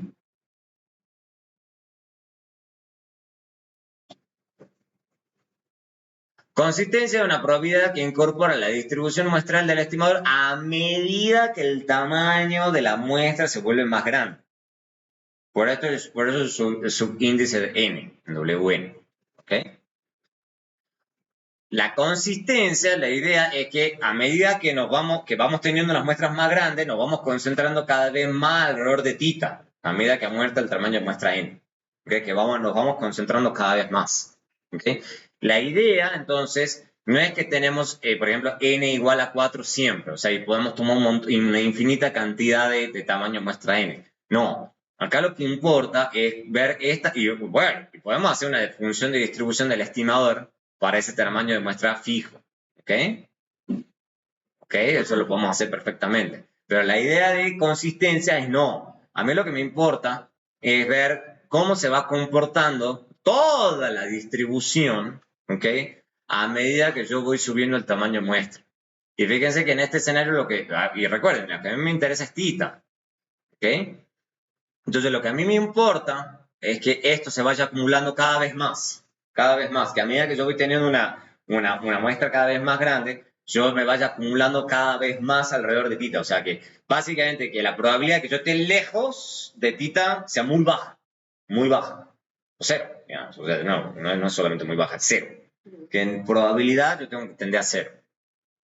¿Okay? Cuanto más grande sea la muestra, más exacto. Eso es lo que tiene que ocurrir si el estimador es consistente. Si es consistente. Y bueno, si no es consistente, que es la advertencia acá, entonces el estimador no nos ayuda a conocer θ, incluso con una muestra infinitamente grande. Entonces es el peor de los escenarios. ¿Ok? Si yo ya tengo inconsistencia, ya estoy mal. Digamos, estoy mal porque básicamente no importa qué tanto dato tenga, no me sirve de nada. No me voy a acercar nunca a θ. O por lo menos no me voy a acercar con probabilidad tendiendo a cero. Y necesariamente tiene que ser disecado. Claro, lo que ocurre, no. Lo que típicamente a uno le preocupa es que una vez yo sea sesgado, pero consistente. Entonces, ¿qué es lo que uno está diciendo ahí? No, mire, lo que ocurre es que en una de esas, con mi muestra finita, yo estoy teniendo sesgo. pero yo puedo utilizar este estimador que yo sé que es consistente. Entonces, si yo a ese estimador con una muestra finita, no es sesgado, pero con una muestra lo suficientemente grande, yo sé que más o menos voy a estar cerca, digamos. Pero tiene que ser una muestra grande. Exactamente. Propiedad de muestras finitas. Exacto. Entonces, lo otro es entonces, de nuevo, insesgamiento de muestra finita, consistencia de muestra grande o n tendiendo a infinito. ¿Ok? Infinito. Entonces, los estimadores insesgados no son necesariamente consistentes. ¿Ok? Eso es importante. O sea, eso no es necesario. En general va a ser el caso, pero esa es una primera confusión que la gente tiene. A veces cree que, no, si insegado, entonces estoy seguro que va a ser consistente. Esto está probado que no es tan cierto, pero en general sí va a ser cierto. ¿Por qué? Porque los estimadores insegados, cuya varianza tiende a 0 a medida que el tamaño de muestra se incrementa, sí son consistentes. Pero se tiene que cumplir lo primero. O sea, básicamente me tiene que ocurrir que la eficiencia, digamos, de ese estimador insesgado se tiene que ir incrementando a medida que aumento mi tamaño de muestra. Entonces ahí sí. O sea que básicamente se va volviendo cada vez más eficiente. ¿Okay? Ahí sí. Pero en general no es cierto, digamos, que sí o sí, si es insegado, entonces me va a dar consistencia. Eso también es cierto. Eso también hay que tener cuidado. Algunas propiedades de Plim, que es lo que vamos a utilizar para algunas demostraciones de consistencia. Que son fáciles, digamos. O sea, el padre que la gente a veces se asusta con el Plim, y no hay que asustarse, simplemente hay que aprender las cosas con paciencia. Entonces tenemos un parámetro, digamos, supongo que ustedes, es el parámetro poblacional que a ustedes les importa, digamos. Pero supongo que ustedes, por las razones que sean, definen un nuevo parámetro gamma, digamos, que es una función de setita. Y puede ser, o sea, eso puede ocurrir todo el tiempo. O sea, donde obviamente es una función, algún tipo de función continua, para que eso sea fácil. Entonces, básicamente, dado que yo sé que, bueno, estamos suponiendo que Wn es consistente, obviamente. Entonces, supongan que Wn es consistente, entonces podemos definir otro estimador, digamos, que sea aplicarle esa función al estimador. ¿Okay? Entonces, básicamente, Plim de esa función, digamos, de ese estimador va a ser gamma, que es el que a nosotros nos interesa tomar. Y eso puede pasar todo el tiempo, porque en una de esas puede ser que en una de esas a nosotros no nos interesa tita, sino 1 menos tita, o tita dividido en 40, o tita dividido en otra cosa. Puede ser. O tita dividido en 100, o log de tita. Puede ser, digamos, por las razones que sean. Entonces, esto es lo que normalmente la gente lo escribe, en general. Plim de G de Wn, que me queda G de Plim. O sea, se dice que Plim pasa a través de funciones continuas. ¿Okay? Pasa a través de funciones continuas. Esto uno lo ve como trivial, como que a uno no le importa y uno dice, ay, qué cosa aburrida. Pero en realidad esto es clave. ¿Por qué? Porque recuerden que la propiedad de esperanza, la esperanza pasa a través de funciones lineales. Lineales. En cambio, el Plim pasa a través de funciones continuas. Entonces pasa a través de cualquier tipo de función el Plim. ¿Okay? Por eso muchas veces evaluar la consistencia es más sencillo que probar insegamiento. ¿Okay? En las pruebas teóricas. Otra cosa que es importante es, por ejemplo, si por ejemplo tengo dos estimadores, eso tiende a alfa y esto tiende a beta, puedo aplicar la misma propiedad de límite que habíamos visto al comienzo de esta presentación. ¿Ok? Las mismas cosas. Las mismas cosas. Obviamente acá estamos suponiendo que beta es diferente a cero. Obvio. Por las dudas. ¿Ok? Entonces veamos un ejemplo rápido, digamos. Supongan que ustedes dicen, voy a tomar Sn y ese es la raíz de ese sigma cuadrado que hemos visto al comienzo. Supongan eso. Es un ejemplo muy simple. Se puede mostrar que eso es consistente pero sesgado para la desviación estándar. Supongo que ustedes están interesados en la desviación estándar. Entonces, y es súper fácil de demostrar. Si ustedes saben que esto es cierto, ustedes saben que esto es por definición esto es cierto, Bueno. Y ustedes dicen, saben que eso es insesgado. Y se puede mostrar, pueden tomar la esperanza, o sea, eso con un poquito de esfuerzo lo hacen, lo pueden hacer en la casa, es sencillo. Pero se puede mostrar que también es consistente para sigma cuadrado. También pueden aplicar Plim y sale. Pueden demostrar que esto aplicando propiedad de Plim sale. aunque esto es consistente. Ahora, obviamente, si uno dice, o sea, uno sabe que sigma, porque ya lo hemos visto en las presentaciones anteriores, que sigma, la desviación estándar poblacional, fíjense, es la raíz de sigma cuadrado. Entonces, obviamente a uno se le ocurre, bueno, pero entonces obvio, digamos, entonces tomo la desviación estándar muestral y le tomo la raíz, listo, ya salgo, digamos, o sea, no, esto puede mostrar que no. Y supongo que uno hace eso, digamos, y uno quiere hacer esto.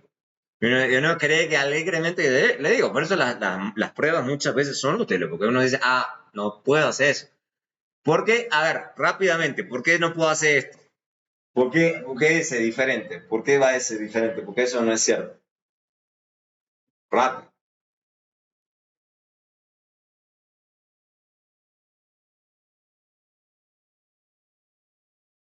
¿Por qué está ese diferente ahí?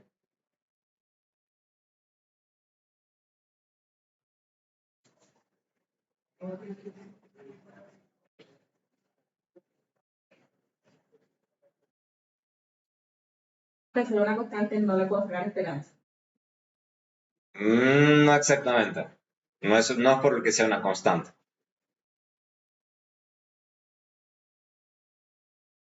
Porque no es un estimador.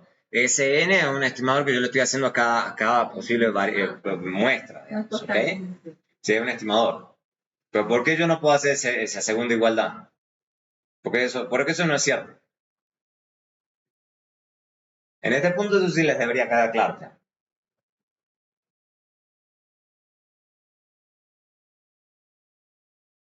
Que el valor esperado del extremo cuadrado siempre va a ser positivo, el que la raíz no. ¿No? No. ¿Cuál es la propiedad número 1 de la esperanza? Tienen que acordarse siempre lo básico. Si no se aprenden lo básico, lo avanzado les va a costar el triple. ¿Qué es la propiedad básica de esperanza?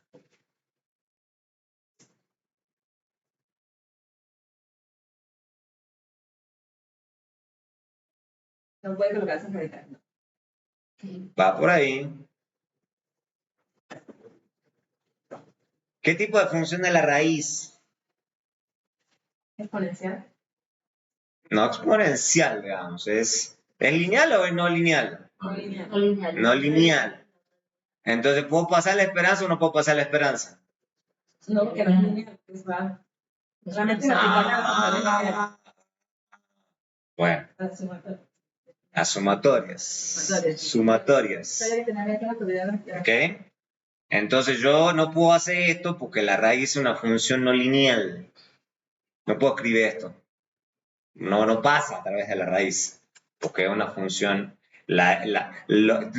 Todo lo que sea diferente a una suma es no lineal. ¿Ok? Que al cuadrado, al cubo, log, raíz, todo eso es no lineal. Entonces, no se puede escribir esto, entonces. No se puede escribir esto. Esto no es cierto. Punto. Yo no sé a qué es igual un lado y el otro, pero yo estoy seguro que esto igual no es. ¿Ok? Entonces, propiedad número 1 de la esperanza. No pasa a través de funciones no lineales. ¿Ok? Tienen que ser sí o sí sumatorias. Sí o sí. Si no, esto no pasa. ¿Ok? O sea que ese no es un estimador insesgado de sigma cuadrado. No es un estimador insesgado. O sea, es fácil de mostrar. Pero, si hago la misma cosa con Plim, el Plim, ¿ok? Plim, yo voy escribiendo esto y Plim, ¿qué es lo que habíamos dicho recién? Hace 5 minutos. Que cumple Para cualquier tipo de función. Entonces, obviamente va a pasar a través de la raíz. Discreta, continua. Discreta, continua, sumatoria, para cualquier cosa pasa el Plim. Porque es el límite. Son límites de las funciones. ¿Okay? El límite de una función continua es el plim de una función continua es la función continua aplicada al límite de eso. O sea, lo que tenía acá. Entonces no subestimen esto. No subestimen esto. ¿Ok? O sea, pasa a través de eso. Obviamente, una vez que pasa, y yo sé, con lo que le había escrito recién, esto yo sé que es un estimador consistente de sigma cuadrado. Entonces, ahora sí. Entonces, yo sí puedo escribir sigma cuadrado y tomarle raíz a sigma cuadrado y que me quede sigma. Entonces, es un estimador, con esto sencillo, que son un par de líneas, estoy demostrando que es un estimador sesgado, pero consistente. ¿Ok? Sesgado, pero consistente. Entonces, CSN sí es un estimador consistente de sigma. ¿Ok? Por eso le digo, entonces, todo el tiempo esto ocurre, que la gente sabe que es sesgado, pero que sí es consistente. ¿Ok? Eso pasa todo el santo tiempo. Entonces, ahora sí, para cerrar, ¿estamos bien? O cerramos acá. No, yo creo que esto no nos queda mucho de cuánto nos queda. No vamos a terminar con esta presentación. Bueno, pero podemos llegar hasta... Bueno, vamos a llegar a esta última parte. O sea, 3 resultados que son bien importantes, que lo vamos a usar todo el tiempo. Entonces ahí cerramos. Hay 3 resultados súper importantes que vamos a utilizar del análisis asintótico. Y vamos a ver los 3 y después vamos a ver cómo se usa. Entonces, la famosa ley de los grandes números. Es uno de los resultados de estadística más importantes por lejos. ¿Okay? Entonces, la idea es que nos dice que si se toma el promedio de una muestra aleatoria obtenida de una población con media mu y varianza sigma cuadrado, y fíjense que no dice nada de la distribución, no dice que sea normal, no dice nada. Dice simplemente una muestra aleatoria. Esto es equivalente a una serie de variables aleatorias y entonces, básicamente, puedo hacer esto y tener la varianza, ¿ok? De cualquiera muestra. O sea, es el chiste. Entonces, básicamente lo que nos dice esta segunda expresión, que la varianza de la media muestral va a tender a 0. Obvio, porque es una constante dividida en n. ¿Ok? Entonces, ¿eso qué nos dice? Que la media muestral es consistente para la estimación de una población con media mu. O sea, la ley de los grandes números nos dice y nos garantiza que si tenemos una muestra suficientemente grande, siempre la media muestral de esa muestra aleatoria se va a aproximar a la media poblacional. Eso es el resultado más importante de la estadística. ¿Ok? Y da igual, digamos, como se dan cuenta acá, e independientemente de cómo se distribuye esa variable y demás. En tanto y cuanto tengamos una muestra aleatoria, estamos bien. ¿Ok? O sea, lo importante es que sean muestras I y D. Eso es clave. Entonces, ese es el primer gran resultado. Ley de los grandes números. Después está la otra cosa, me parece que la gente mezcla los conceptos. Hay otra cosa que se llama normalidad asintótica. Normalidad asintótica, que también lo vamos a usar mucho. Pero son dos cosas diferentes. Una cosa es la ley de los grandes números, otra cosa es la normalidad asintótica. Entonces, nosotros sabemos que tenemos una secuencia de variables aleatorias, que donde fíjense que cada muestra aleatoria depende de un tamaño muestra. Entonces tenemos que la probabilidad, o sea, que esta probabilidad, digamos, de z de menor a z menos, bueno, esto es medio raro, esto es como una función de densidad acumulada. Y recuerden que esto es la función de densidad normal acumulada. O sea, por eso le digo que está todo encadenado. Toca repasar. Si no. Entonces, básicamente que cualquiera sea la distribución de esa variable aleatoria, o sea, yo voy obteniendo, digamos, diferentes muestras aleatorias, la función de densidad, por lo menos definida de esta forma, acumulada, va a tender a lo normal. Eso es lo que nos está diciendo. La normal estándar acumulada. ¿Ok? Eso es súper útil. Súper útil. Entonces se dice que Zn tiene una distribución normal asintótica normal estándar. ¿Ok? O sea, entonces cuando tengamos esto, veamos, o sea, podemos tener estimadores que tienen cuando tenga una muestra suficientemente grande, voy a tener que esa variable aleatoria tiene una distribución normal asintótica. Dice distribución asintótica normal estándar. ¿Ok? Esto se dice, por ejemplo, que ese estimador, veamos, se distribuye asintóticamente como una normal 0,1, o normal estándar, si lo quieren ver así. Entonces, eso también lo vamos a usar mucho, digamos. En muchos casos, la gente utiliza este moñito, ¿ok? Pero le ponen A arriba. A arriba significa que eso es cuando n tiene infinito. O sea que cuando la muestra es lo suficientemente grande, esa variable se distribuye como normal. ¿Ok? Y después está otra cosa, otro tercer resultado. Con este último resultado vamos a cerrar, que es el teorema central del límite. Es también fundamental para toda la teoría. Sea una muestra aleatoria, cualquiera, digamos, con media mu y varianza sigma cuadrado. Entonces, si yo estandarizo, se dice esto. Yo estandarizo esto. Recuerda que habíamos visto la clase pasada lo que es estandarizar. Bueno, acá es estandarización. Con la diferencia, si ustedes se fijan con cuidado, que dice que fíjense que tiene acá una raíz de n. Ojo con eso. ¿Ok? Ojo con eso. Es la raíz de n. Eso es fundamental. Eso tiene una distribución asintótica normal estándar. ¿Ok? Pero ojo que he dividido en raíz de n. Raíz de n.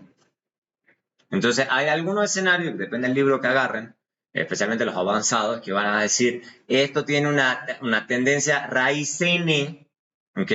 De la variable. A veces la gente hace esa aclaración. Dice raíz n.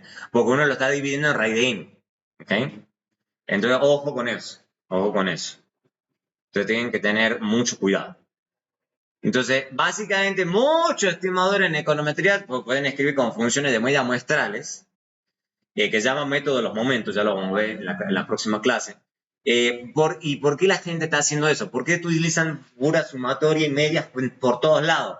Porque en esos casos puedo aplicar la ley de los grandes números y el teorema central del límite. Y es por eso. Porque básicamente puedo utilizar plin, puedo usar todo lo que ya sé. ¿Ok? Pero necesito que sea con medias muestrales. Entonces, porque la ley media, utilizando la media muestral, puedo utilizar la ley de los grandes números y teorema central del límite. ¿Ok? Entonces, eso me garantiza que los estimadores tienen un buen comportamiento. ¿Ok? O sea, no es casualidad. O sea, no es que la gente simplemente se le ocurrió y amaneció una mañana y dijo, no, quiero ser perezoso y que sea todo con medias. No, es porque tiene buenas propiedades. ¿Ok? Entonces, cuando dos estimadores consistentes tienen distribuciones asintóticamente normales, ahí sí elegimos el estimador con varianza asintótica más pequeña. Entonces, eso es lo que piensa mucha gente directamente. Ya la gente no piensa en términos de seco y demás. Dice, no, yo quiero todo grande, digamos. O sea, y piensa en términos asintóticos, lo que se llama análisis asintótico. Cuando la gente está pensando en análisis asintótico, está diciendo muestras infinitamente grandes, lo más grandes posibles. ¿Okay? Entonces, básicamente, en general no vamos a usar tanto el subíndice n para no complicar la notación. Pero siempre que uno esté pensando en términos asintóticos, uno tiene que pensar que esa es la propiedad de ese estimador cuando n tiene a ser muy grande. ¿Ok? Entonces, ese es el punto. Entonces, muchas veces vamos a estar hablando de eso, de sesgo o insegamiento y demás. Y en otro escenario vamos a estar hablando de la consistencia o inconsistencia. O eficiencia asintótica. Cuando hablamos de eficiencia asintótica, estamos hablando de la varianza de esos estimadores cuando n tiene infinito. ¿Okay? Eso es fundamental. ¿Okay? Pero vamos a llegar hasta acá. Vamos a llegar hasta acá. Y vamos a ver la próxima clase cómo se utiliza toda esta ingeniería básicamente asintótica para diseñar buenos estimadores. Porque hay muchos estimadores, digamos. Entonces vamos a empezar con los más elementales. ¿Okay? Hay muchos. Y en econometría se utilizan un montón. Y vamos a empezar a ver, y acá se van a dar cuenta rápido, de por qué es que, por ejemplo, mínimos cuadrados es tan popular. ¿Okay? Porque tiene buenas propiedades. ¿Okay? Por eso es que la gente es que lo prefiere tanto. Entonces, eso es lo que vamos a ver. Pero no es que exista, que sea el único. Existe máxima verosimilitud, existe reducción de valor absoluto, mínimo, error cuadrático en medio, el que habíamos visto recién, mínimo. Se trata de reducir eso al mínimo. O sea, hay muchos. ¿Ok? Pero hay razones, como les digo, para utilizar los que toda la vida ustedes aprenden, digamos, como mínimos cuadrados. Y es porque se completa muy bien. ¿Ok? No es casualidad. Bien, pregunta, duda, consulta hasta ese punto. Bueno, recuerden que tienen hasta hoy a las 7 de la tarde para entregar el taller. Van a entregarlo antes si quieren, pero tienen hoy hasta las 7 de la tarde. ¿Ok? Está muy fácil. Sí, está bien. pero tiene tiempo. O sea, si después te das cuenta de lo que es revisar y te das cuenta que quieres mandar con alguna corrección, también tenés hasta las 7 de la tarde. ¿Ok? Entonces no se olviden de eso. ¿Ok? Con el enlace de Dropbox. Está el enlace de Dropbox en el taller. Que simplemente cliquean, suben el archivo y listo. ¿Permite fotos para no tener que editar las ecuaciones? Ah, sí, eso es lo que yo les dije. O sea, si ustedes lo hacen a mano y después le sacan una, pero pónganme la foto. O sea, pónganme la foto ahí, que se vea bien, o sea, porque lo único que yo veo en esos escenarios que tampoco sea sin luz y que se vea horrible, yo no entendí que está escrito ahí. Entonces, que se vea bien la fórmula, nada más, listo. Profe, ¿las clases las va a grabar siempre? Ya está grabado.